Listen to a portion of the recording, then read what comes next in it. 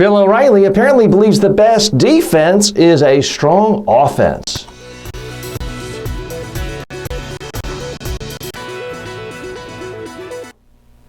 As you've heard, Bill O'Reilly is under fire for inflating his own wartime heroics, or lack thereof, when it comes to having been a reporter more than 30 years ago. First, it was Brian Williams for getting caught inflating his own experiences in war, and now it's Bill O'Reilly. Now, the case isn't quite as clear-cut against Bill O'Reilly, although there does seem to be a substantial case suggesting that O'Reilly claimed that he saw shots fired at a crowd, that he rescued an injured, shot at photographer, and in both cases, those situations didn't happen. So that is the main factual dispute. However, here's what's going on that's so interesting to people. O'Reilly was interviewed by the New York Times yesterday about this story, or now a day and a half ago. Here's what he told the reporter for the New York Times. I am basically saying, if you don't do this story the way I like it, he said, quote, "I'm coming after you with everything I have. You can take it as a threat." Folks, all I can say is, don't try this at home. Believe me, there are a lot of CEOs, politicians who would love to say that exact thing to reporters when they feel they are the subject of unfair questioning and unfair story. Here's why that's different for Bill O'Reilly, why it works for him and why it doesn't work for most people. For starters, he can back it up.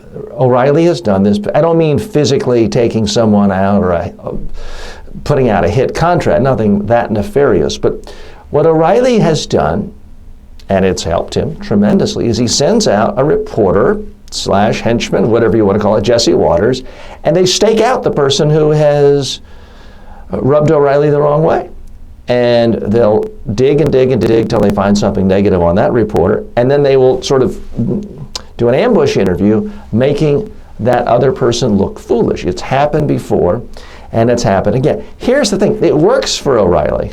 He's good at it, Jesse Waters is good at it. But if you're a politician, there's no way you could get away with that. If you're the CEO of a big company, you couldn't get away with it. So that's one big factor in O'Reilly's favor. Now, the next big factor in his favor is this is making it look like a war between O'Reilly and the mainstream media just out to get him. That plays to O'Reilly's base.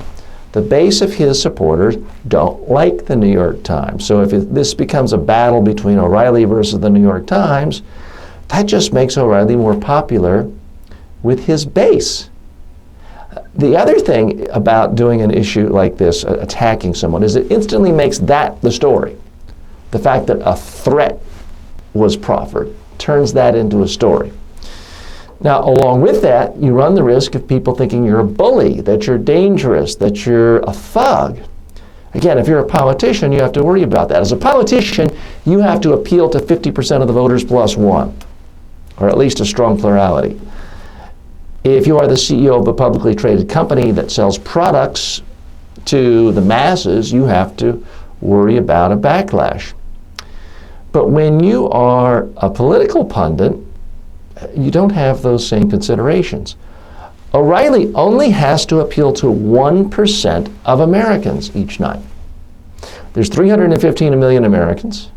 If he can get 1% of it, actually less than 1%, if he can get 3 million people to watch his show, he is far and away the biggest hit on all of cable news. He will remain rich and famous and untouchable. Certainly his patrons, Roger Ailes, Rupert Murdoch, are standing firmly behind him. So that's why I don't predict that this issue is really going to hurt Bill O'Reilly. In fact, it may help him, even if the facts show that he did, in fact, misrepresent himself in a way that is not dissimilar to Brian Williams. So that's my prediction. Post your thoughts right here. I'd love to hear from you. And again, you reach me anytime, TJ Walker at MediaTrainingWorldwide.com.